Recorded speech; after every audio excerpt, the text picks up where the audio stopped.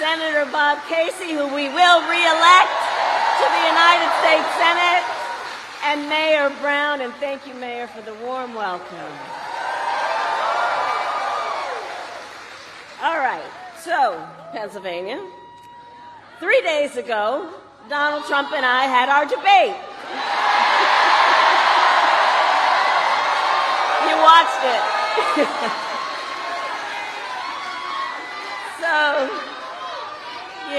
So here's the thing. So I take it many people here watched it. So you'll remember that night I talked about issues that matter to families across America, like bringing down the cost of living, investing in America's small businesses, protecting reproductive freedom,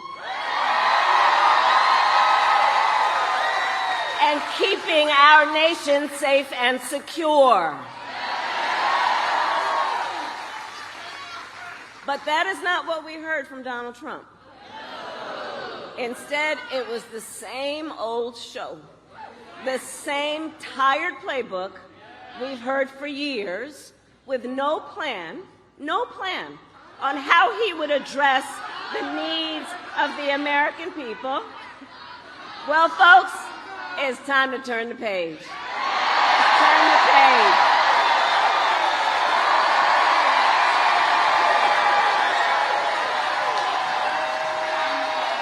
We're not going back. We're not going back. And we are not going back because America is ready for a new way forward.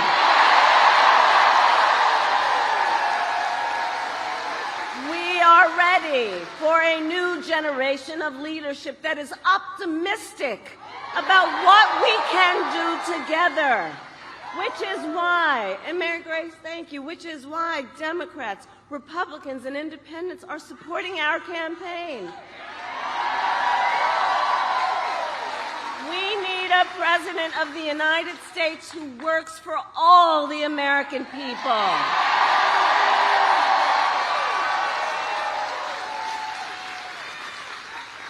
And that just stops with all the trying to divide us. Like, people are exhausted with that stuff. Exhausted.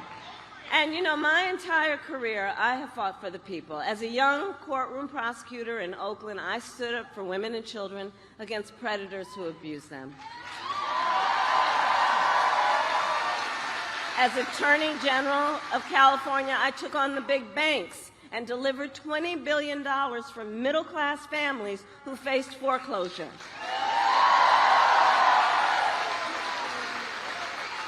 I stood up for veterans and students being scammed by big for-profit colleges. For workers who are being cheated out of the wages they were due. For seniors facing elder abuse. And as Attorney General of a border state, I took on transnational criminal organizations like the Sinaloa cartel that traffic in drugs and threaten the safety of our communities.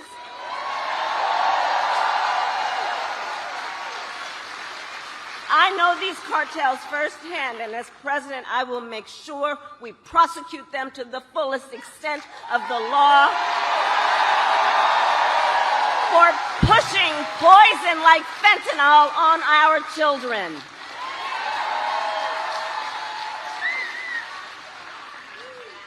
And as president, I will fight on behalf of all communities and all Americans. And together, we will build a brighter future for our nation.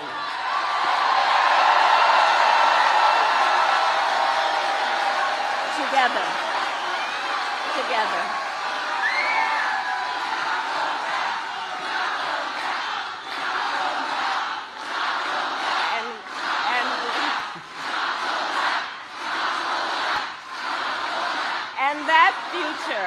And that future we build will include what I call an opportunity economy, so that every American has an opportunity to own a home, to build wealth, and to start a business. You know, I love our small businesses. So growing up, do we have small business leaders here? Raise your hand. Yeah, right?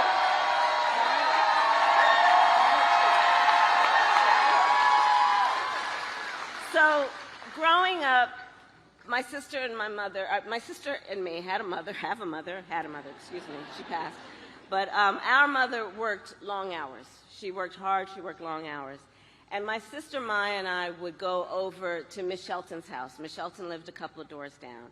And she helped my mother take care of us. And we, in fact, used to call her our second mother. Well, Miss Shelton was a small business owner. And I will tell you, since I was a child, I know the character and the person who is a small business owner. You're not only business leaders, you're civic leaders. You hold the community together. You're part of the fabric of the community, and small business owners are the backbone of America's economy. The backbone of America's economy.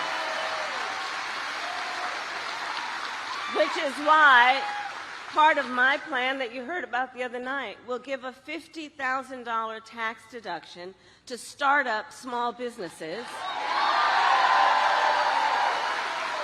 knowing that not everybody, like my opponent, got handed $40 million on a silver tray and then filed for bankruptcy 6 times. And people sometimes just need the opportunity, because we as Americans do not lack for ambition, for aspiration, for dreams, for the preparedness to do hard work. But not everyone has the opportunity, because not everyone has the access. When I talk about building an opportunity economy, it is grounded in that foundational belief that when given an opportunity, people excel every day. Every day.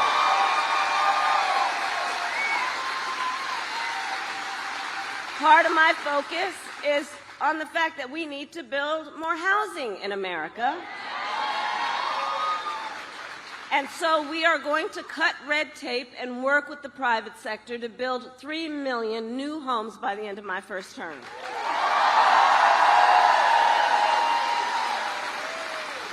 And I have a plan to help lower the cost of living for America's families on everything from health care to groceries, including I will take on corporate price gouging, which, as we know, is about those few bad guys taking advantage of desperate people, and there needs to be a consequence. Under my plan, more than 100 million Americans will get a tax cut, including expanding the child tax credit to $6,000 during the first year of a child's life, understanding that new parents need support in that most critical phase of their child's development to help them buy a car seat, a crib, baby clothes. I will also make sure good-paying jobs are available to all Americans, not just those with college degrees.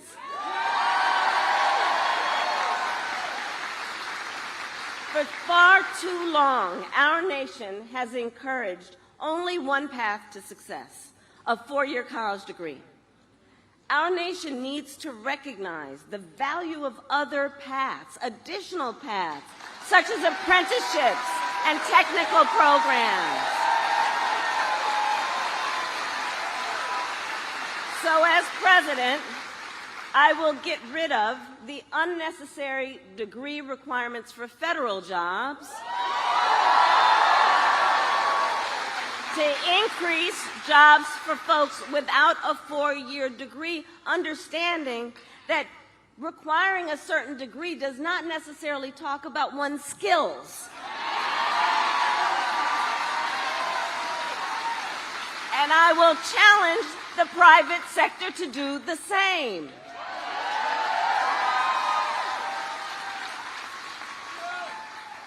All of this to say, look, I come from the middle class.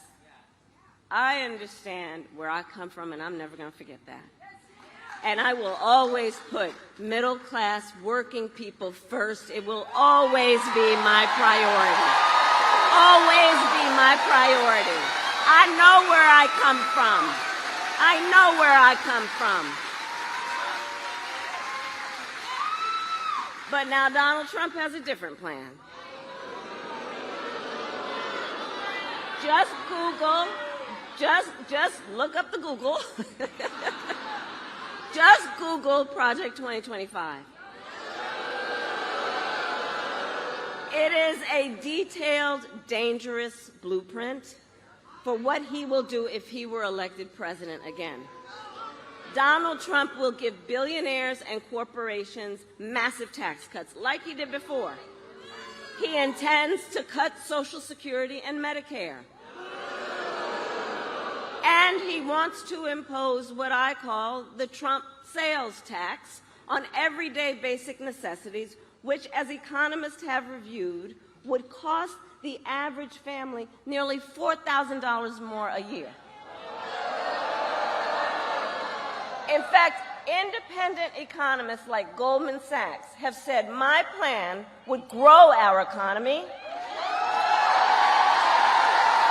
and his plan would shrink the economy, reignite inflation, and send us into a recession by the middle of next year.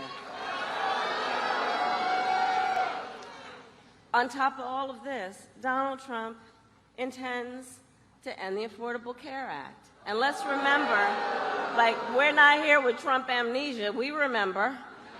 Remember when he was president, he tried 60 times to end the Affordable Care Act. And as he said in the debate just this week, he has no plan to replace it. Right. You said it. He said he has, quote, concepts of a plan. Concepts of a plan. No actual plan. So let's just think about this for a moment. He's going to threaten health insurance for the 45 million people who rely on it based on a concept. And take us back when insurance companies but because we remember where that was. We remember what that was when insurance companies had the power to deny people with pre-existing conditions. Remember what that was like? Remember. Well, we are not going back. We are not going back. No. We are not going back.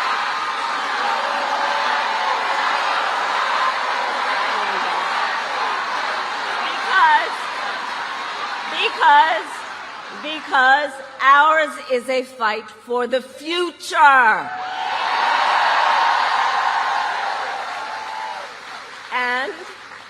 And ours is a fight for freedom. Like the fundamental freedom of a woman to make decisions about her own body and not have her government telling her what to do. And we remember how we got here.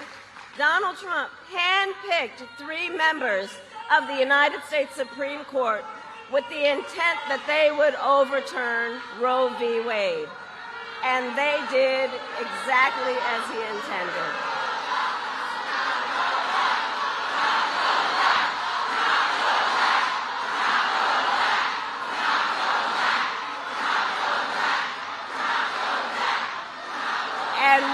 And we understand where we are. We understand where we are. Hey, listen. Now is the time to get a hostage deal and ceasefire. We have been working around the clock to get that done. And I respect your voice, but right now I am speaking.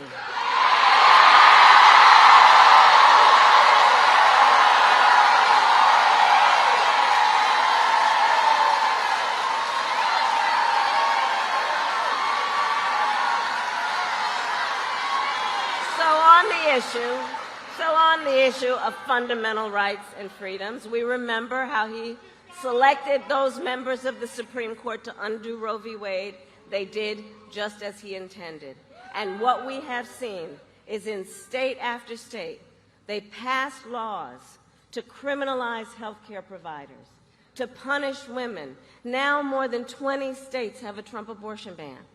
Many with no exceptions for rape and incest, which is immoral. To tell a survivor of a violation to their body that they don't have a right to make a decision about what happens to their body next, that's immoral. And let us agree, one does not have to abandon their faith or deeply held beliefs to agree the government should not be telling her what to do. Not the government. And I will tell you, when Congress passes a bill to restore reproductive freedom, as President of the United States, I will proudly sign it into law. Proudly.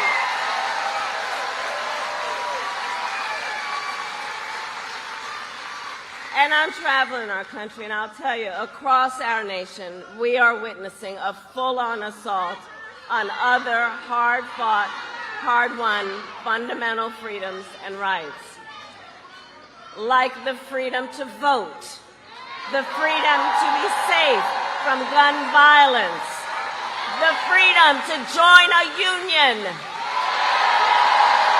and the freedom to love who you love openly and with pride.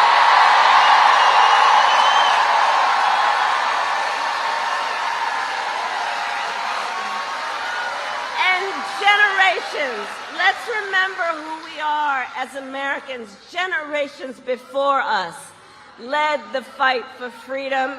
And to the friends here, I say, the baton is now in our hands.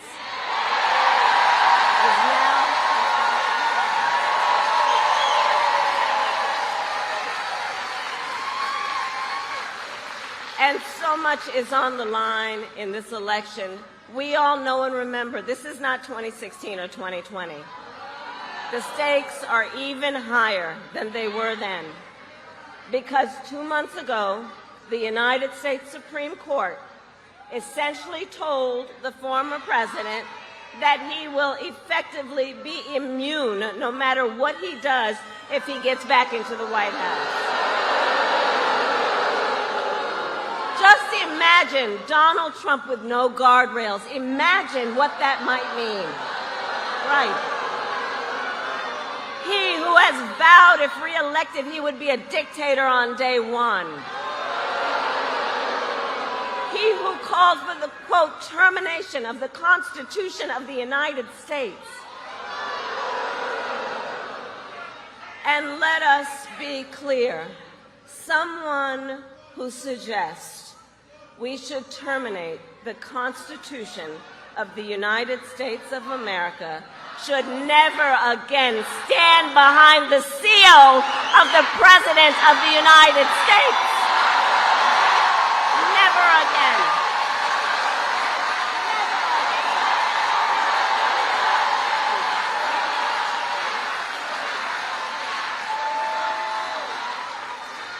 So Pennsylvania, it all comes down to this. We are here together because we love our country. We love our country. And we who are here understand the awesome responsibility that comes with the greatest privilege on earth, the privilege and pride of being an American.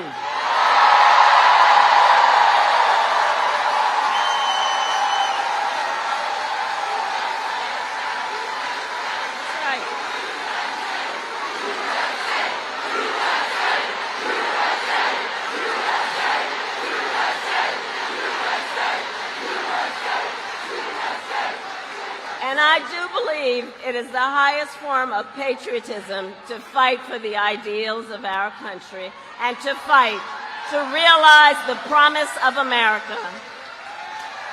So, Pennsylvania, 53 days until Election Day.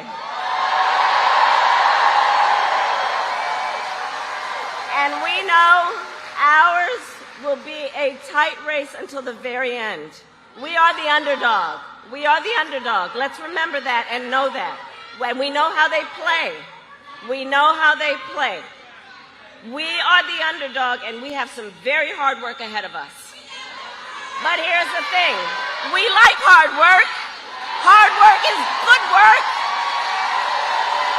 And with your help, we will win. We will win. So, Pennsylvania, today I ask you, are you ready to make your voices heard? Do we believe in freedom? Do we believe in opportunity? Do we believe in the promise of America? And are we ready to fight for it? And when we fight,